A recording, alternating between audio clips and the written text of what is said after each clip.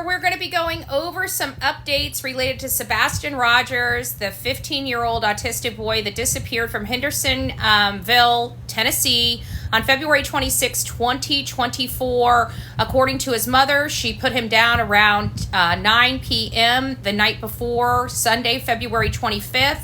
And when she woke up on the 26th around 6 a.m., he was gone.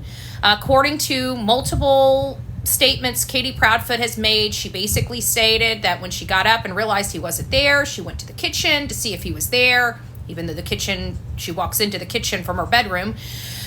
She gets in her car, she drives around and looks for him and while she's on the phone with her husband, Chris Proudfoot, and then they call the law enforcement, call 911 on three-way call, and then the cavalry shows up. So we all have kind of the idea and the details behind this particular case. We all have our opinions about what we think happened, who we think are involved, and whether it's Chris Proudfoot, Katie Proudfoot, Seth Rogers, or simply that Sebastian Rogers just got up and chose to walk out the door and never return. Whatever your theory is, I think it's very important to look at all the relationships that are involved in this matter. And this one is we're going to kind of walk through this entire case. And then we're going to go through the relationship between Sebastian and Chris Proudfoot, because I think this will enlighten us quite a bit. I've been working for literally hours today in compiling a bunch of different search from multiple sources in trying to see what lies behind this family and the relationship between Christopher Proudfoot and Sebastian Rogers. We're also going to be talking about Katie Proudfoot and some of the stuff that she has stated on multiple occasions and how I feel that this is all related. So first, I'm just going to go through everything up to date. So if all you guys are sitting here, this is kind of everything in a nutshell. So on February 26th, around 6:33 in the morning, a call came in to law enforcement from Christopher Proudfoot that his stepson, Sebastian Rogers, was nowhere to be found. About 10 to 7, according to a neighbor, the entire community was overrun by law enforcement officers and doing groundwork and trying to find out what happened to this boy. We didn't learn a whole lot until Katie and Chris decided to go on to an interview with a local news station. And during that interview, if I can find it, people noticed that there were some deep lacerations, scratches, abrasions, and what appeared to be bite marks. This is kind of what started setting everything off in relation. I mean, their statements in this very interview were a little alarming. Katie laughed at the very beginning, and I have never in my life seen a mother that's missing a child for 8 days be able to snort or laugh or be lost for words, okay? And that's exactly what she did at the beginning of that interview, and that was a red flag for me.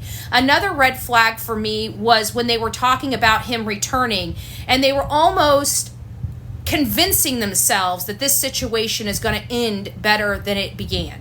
And that was a key factor for me. And then, of course, lastly was the fact that she had talked about him going to bed and her not having a problem with him. And this little chuckle she had after that, implying she always has a problem with her son going to bed. So why would this have been different? Why would she have no problem with him going to bed this night when she appears to have problems getting him to settle down, even though she says she doesn't?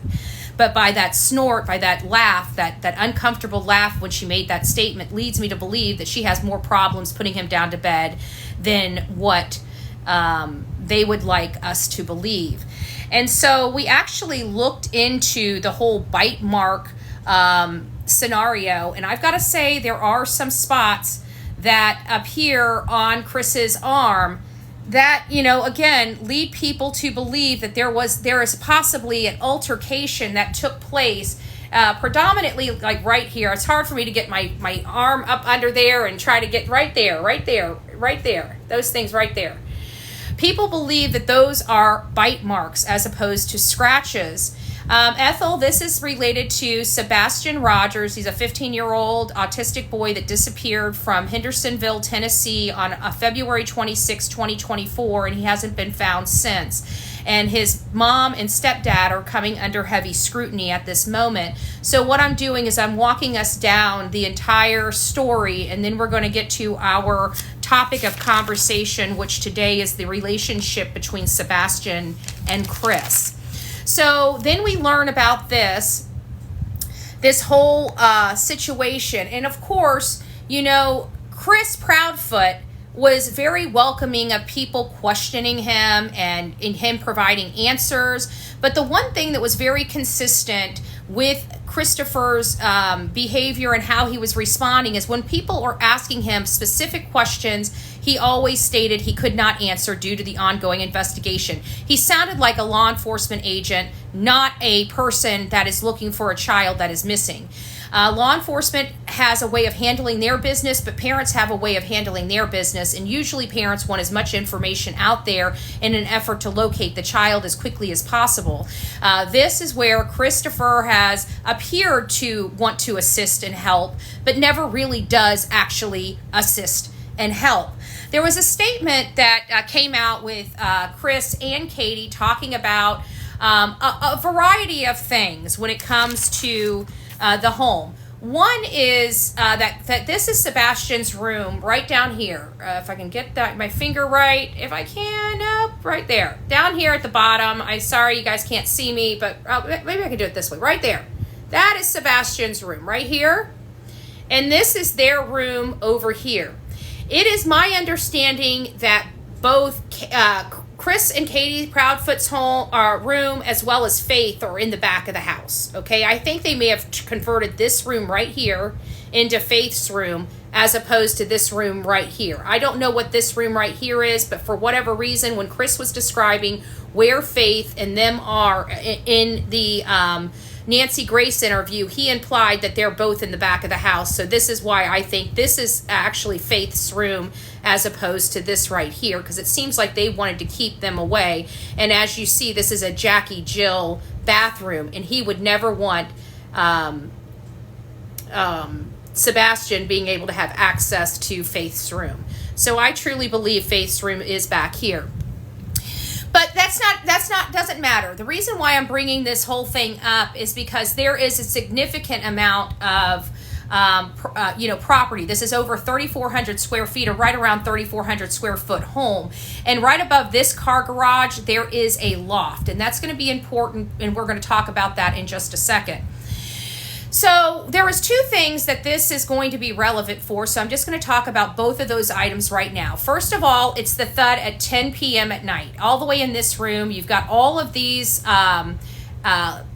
barriers, sound barriers inside the house. Katie says she was in the living room at the time, not in her bedroom. And as you see, the living room is a great room. So when she walks out of her bedroom, she comes right into the living room, which is open into this huge thing. So she would have been able to see Sebastian if he was anywhere in the kitchen when she walked out of her room.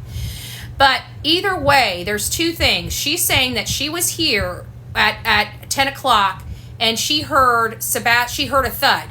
She wouldn't get up and walk and find out what was going on, but she says that she hollered over to Sebastian and asked him if he fell out of his bed, and he hollered back to her and said no, and she said, well, whatever you're doing, knock it off and go to bed, or something to that effect.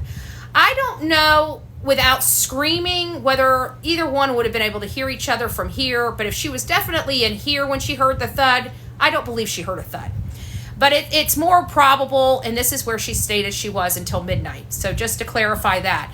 The other point is this right here. The reason why this is important in the sound barriers is because there was one point on the Nancy Grace show where she brought up whether or not Sebastian can climb out the window. Now, while in this interview, I didn't hear Chris's response saying that they could hear if something happened or he walked, tried to climb out the window or something. I didn't hear that in this specific interview, and I only went up to about 8 minutes for preparation of this live. So there might be something further in it, but there is the point of climbing out the window there. So that was related to this plan here. And so that's where we're at right now. Okay, we're at the 10 p.m. They're hollering back and forth. The thud happened. Where am I? Sorry, guys. Let me get up here. And then we start having some random posts about people talking about trying to escape the garage. She told him to go to bed. And we start getting into some more conspiracy theories throughout this. The one thing that I did notice is when we did we've looked into a lot of Chris Proudfoot's background, but what we didn't do is we didn't look a lot into Katie's background. And we've recently started looking into Katie's background, and it is a hot mess express. Lots of incestual stuff going on in there. A lot of people in her family have been arrested for SA and R-type allegations and are currently, some of them are still in jail, some of them have gotten out. But that's kind of where we are. And then, of course, the major S show that came along with this whole case, where Seth and Chris are at odds. We've had, internet PIs involved. One of the internet PIs left. They got another man that's involved, this Tony Mathis. I've looked at his background. Not really, I mean, he looks like a nice guy, but it seems like he has some issues going on. And none of us are perfect, but he's a crane operator, and he has really no experience being a spokesperson. So I don't know where they quite came up with this. But being a spokesperson is just being able to speak, understanding what you need to say, not giving too much information, but giving just enough to keep the story alive. Knowing that. I don't know if you need to be necessarily a professional, just have a good head on your shoulders and be able to keep things accurate and straight. But people are coming down on even Tony Mathis for trying to help and assist Seth in trying to get this family to, get on the same page. So when I started down this journey, we were expecting parents to actually give a damn about their child missing. And I say it like that because I feel like they haven't given a damn about their child. We had hundreds of bodies out searching for their child, and they told us they couldn't go out and search. Yet they wound up here. They said law enforcement needs to get a hold of them. Everybody has a cell phone. I'm sure law enforcement can dial a telephone number. So they decided that night to go out to barbecue. Can't look for their son, go out to barbecue. That's not the only thing that they've done with this hot mess express. Then they decided to get into their camper and leave their son behind only days after he went missing. Days. They couldn't handle the pressure after, I guess about 2 weeks. And within 2 weeks, when we started looking at them hard and asking them why are they not out there searching when all of us are out there searching hard. And they come back. They didn't want to respond. Their response was packing up their RV and hitting the road. And of course, they went to the Yogi Bear campground that we are all aware of, and they put cameras on the camper. Lastly, Katie's shopping for a motorcycle. Look at that shirt.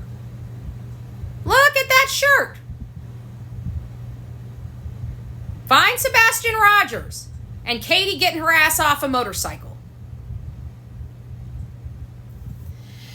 So that leads us, that's kind of everything in a nutshell. We're at this point in this case where we're learning about family, we're learning about the disgusting behaviors of certain relatives of Katie Proudfoot. Again, not her relatives, right? We can't be beaten up over her family dynamic. She can't be held accountable for other people, but this is the environment that she was living in and the environment she was raised in, to the best of our knowledge, until otherwise proven. She could have been in foster care. She could have had an aunt take care of her. I don't know, but it sounds like her mom was a hot mess. Her stepfather's a hot mess. Her step siblings are hot messes. It's a hot mess express behind the scenes of Katie Proudfoot.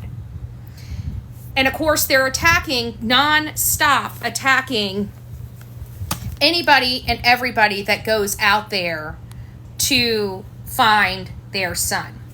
So that's where we are in a nutshell.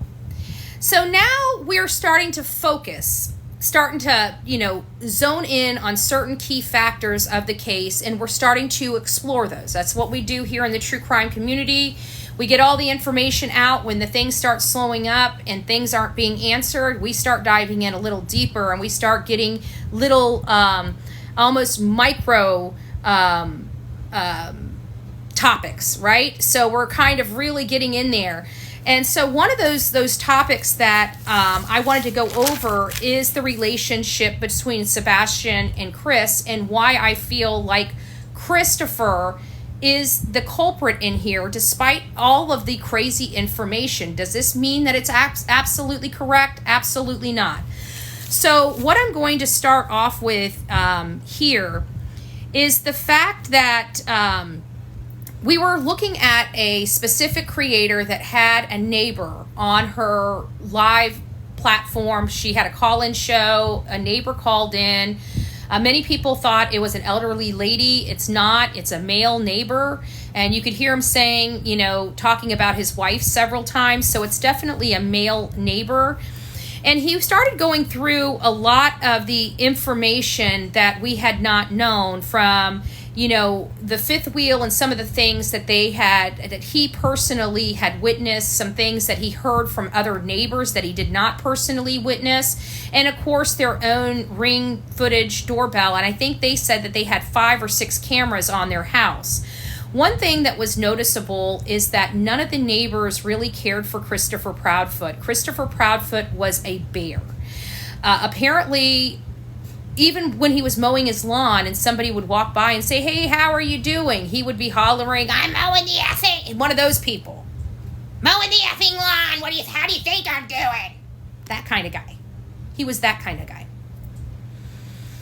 It seemed to me, so this is where we're going to start. It's going to start at the fifth wheel. So what we found out is that Christopher usually comes home on the weekends. We've been hearing that he hasn't been coming home except when Sebastian's at his father, but that was contradicted as well. Okay, that was contradicted as well.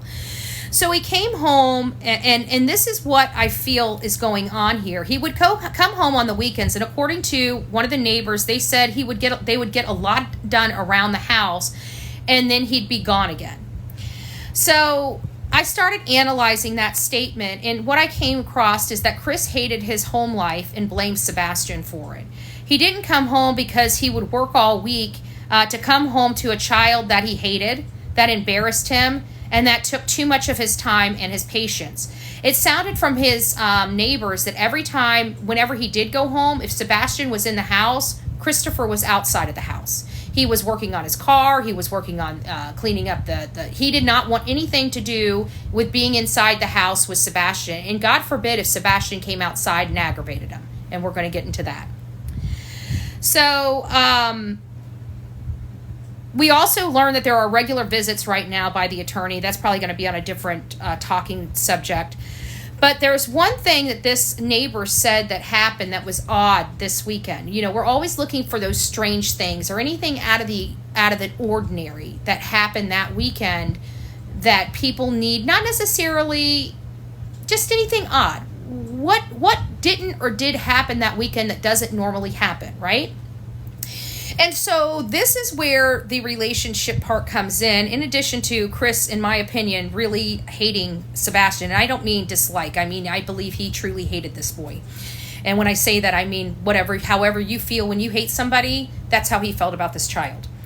The only thing strange that this neighbor said for that weekend is the fact that Christopher Proudfoot did not come home. That's what the neighbor said. The only strange thing that happened that weekend is that Christopher did not come home that weekend.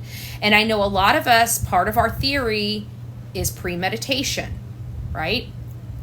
We have at least one of our theories is a premeditated theory. I'm pretty sure I know at least for me, right? So if he this one weekend didn't come home, And in addition to him not coming home, him having a 3-hour telephone conversation. Is this premeditated? But that's not the topic of conversation. The topic of conversation is whether or not, what type of relationship did Sebastian and Chris have? But I thought that was an interesting topic, right? So it sounded like something was contentious. A lot of people don't realize that there's been a lot of things going on behind the scenes, and we are going to get to those things here in a moment. The neighbor said that when Katie woke up that next morning, he said that, I don't know if he said he witnessed it himself or witnessed it on his Ring doorbell camera, but he confirms that Katie left the home that morning and drove around about 10 minutes before returning home. So if we take it, we apply it, so at 6 o'clock she wakes up, she realizes that Sebastian is not in the home. She calls Chris. She says within 3 minutes of her not being able to find Sebastian, she calls Chris. She gets in her car hysterically. She's driving around the block. She drives to her school. She's absolutely, utterly hysterical. And then her husband calls law enforcement. We learn from law enforcement themselves that telephone call came in at 6:33 in the morning. So if she left the home, she says she was already on the phone with her husband when she left, so she looked around the house for just a few moments, so say 6:05. 6:05 to 6:10, she got back to the house at 6:20. So why did it still take him an additional 13 minutes to make the call to law enforcement? That's a key factor. None that goes in with the topic of conversation. So what we have here is when we go over to now we've reviewed the information from the neighbor, and the neighbor describes basically that he witnessed Chris spray. Sebastian came outside. They don't know what was exchanged between Sebastian and Chris just took the pressure cleaner he was using on his car and just lifted it up and just started spraying Sebastian with it. And he started screaming out in the front yard, and Katie comes flying out the front yard to take Sebastian in. Now you have to understand, Sebastian is autistic. These types of things are horrible. He doesn't understand what's going on. He doesn't understand that when he acts the way he acts, it's not normal. He doesn't understand that. And this man has treated him so poorly and made this boy feel like crap. Absolutely like crap. And then you go over to the Nancy Grace interview and you find out, like I said, that it seems like everybody resided into the back of the home, and then she goes into the polygraph test. But it's when she starts talking about Katie, and this is just kind of exploring right along into the whole relationship between Chris and Sebastian. So at the 8:57 mark on the Nancy Grace, the first Nancy Grace interview where they're in the camper when they give the interview, what did Katie do before she went to bed? And she states that she was reading a chapter for school while talking to her husband. Some people believe that Katie Proudfoot is the one that snapped. Thank you, Monica. There are, even one of my own mods believes that Katie is the one that snapped, but we've never really explored that option. Is she the one that snapped because of the relationship between Sebastian and Christopher Proudfoot?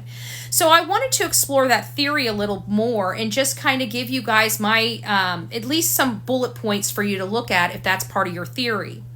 Sebastian was getting older and harder to control. It is my belief that Chris Proudfoot started putting his foot down and wanted more discipline because he probably believed he was acting out for attention, because that's the way Chris Proudfoot thinks.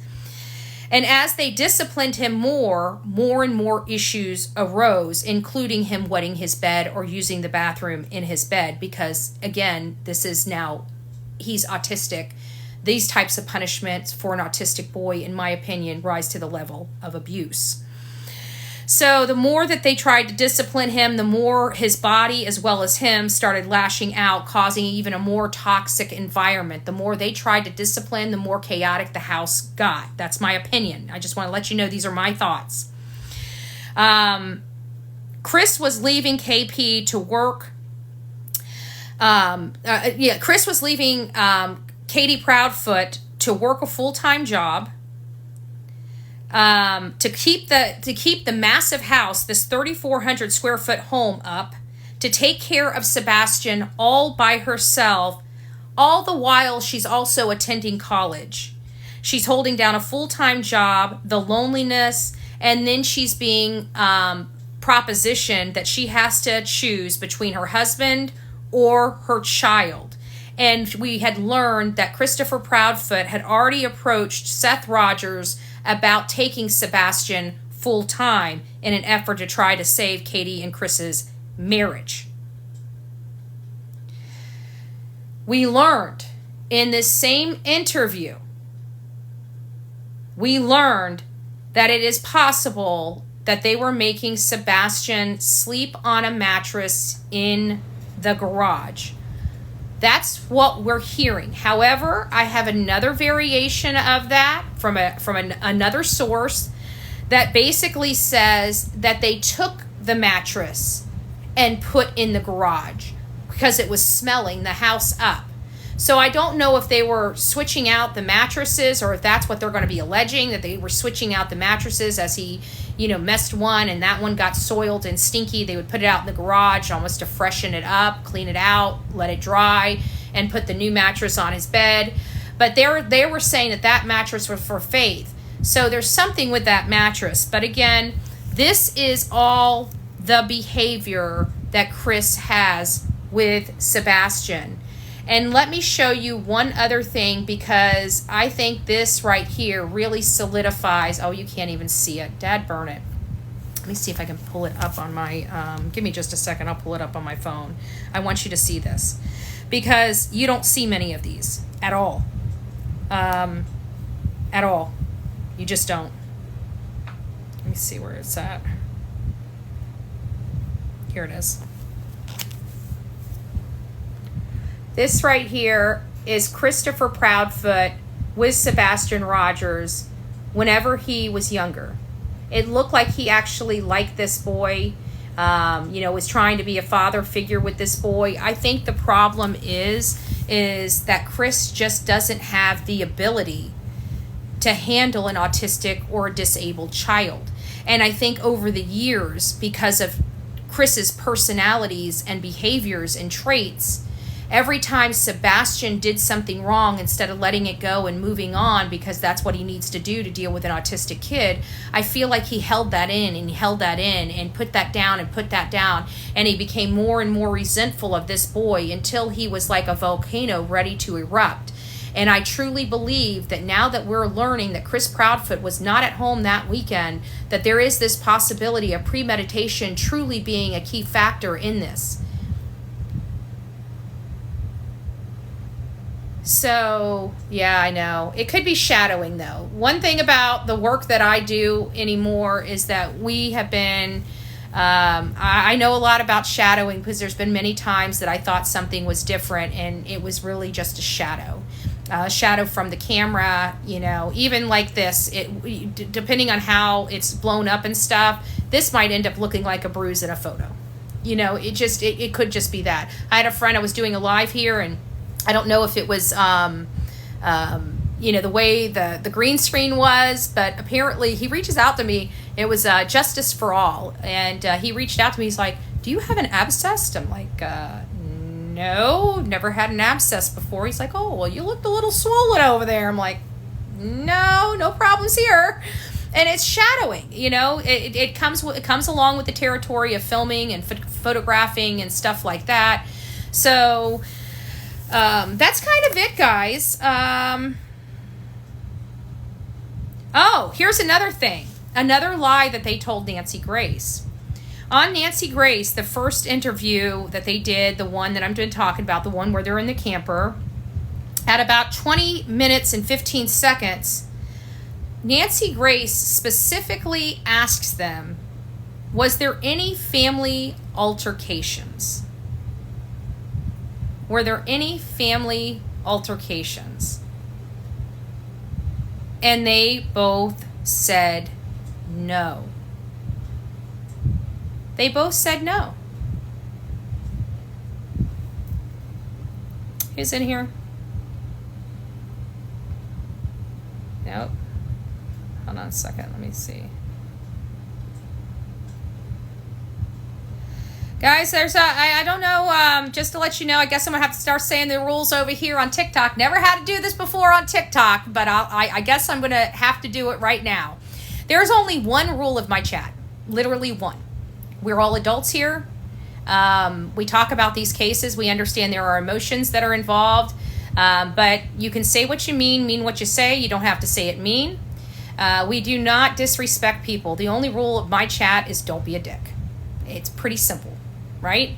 So if you guys can all follow those rules, we'll never have a problem in this chat ever. But you got to be kind to each other even if you disagree, right? We're trying to find solutions and find answers. So we need all hands on deck, and we need everybody to be respectful to one another. Us turning into the people we cover does none of these cases good. Okay? So this is the case of Sebastian Rogers. He still hasn't been found. I'm just doing my part to keep his name and his face out there. It's unfortunate. The only way we can keep his name and face out there is to dive into the family.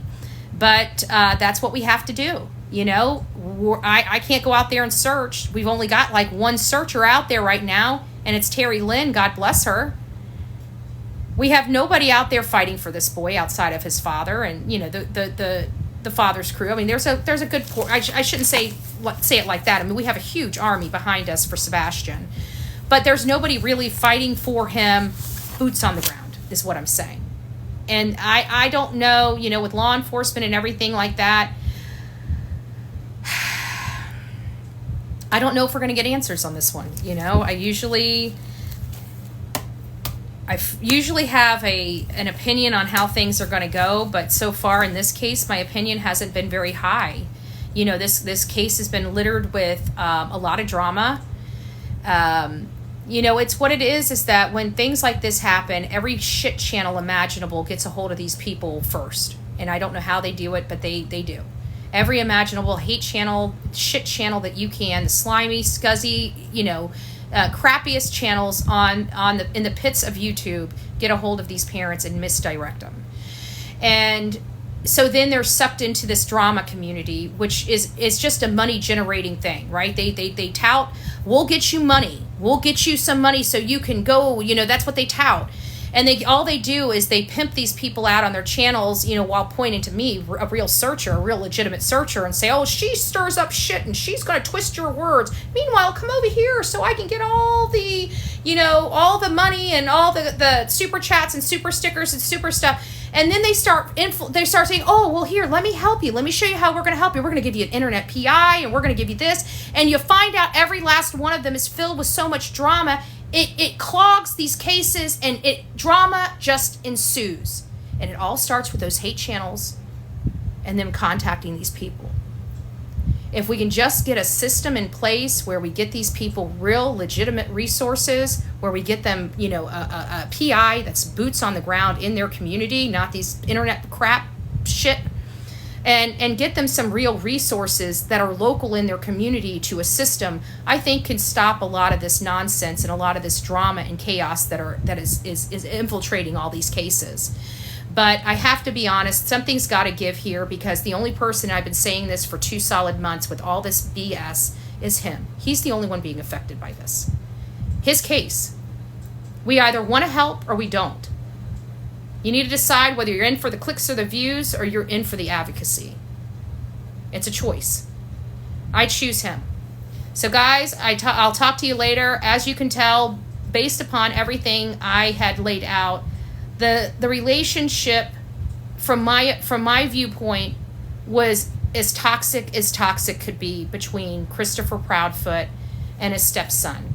The words that he used to describe his stepson to his neighbors as Katie's are, and I'm going to say it, I don't want to offend anybody, because this is what the words that he used were, and I want you to be offended. Not at me, but at him. Katie's retard. Okay? Katie's retard. He never referred to this boy as his son. his boy like he does today. Yes, he said that. And not just once. Not just once. So that is the man that we are dealing with. A man that thinks of him as a retard, thinks of him as a pervert, thinks of him as a SAer or a potential SAer that was going to hurt his own daughter, Faith.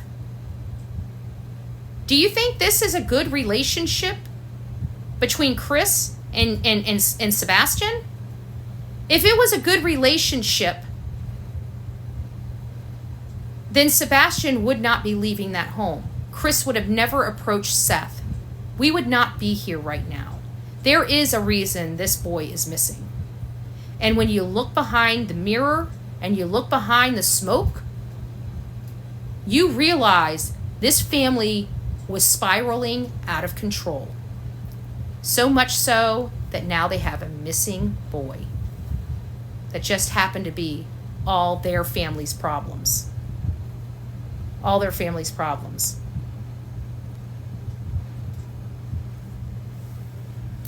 All right, guys. Well, I just want to tell you, God bless you. I hope you guys have a wonderful day, and we will see you soon. Thank you so much for being here. Please consider being a subscriber to me on TikTok here. This does help us, and our daily morning breaking news updates are a courtesy to you, and I hope that you have a wonderful, wonderful day.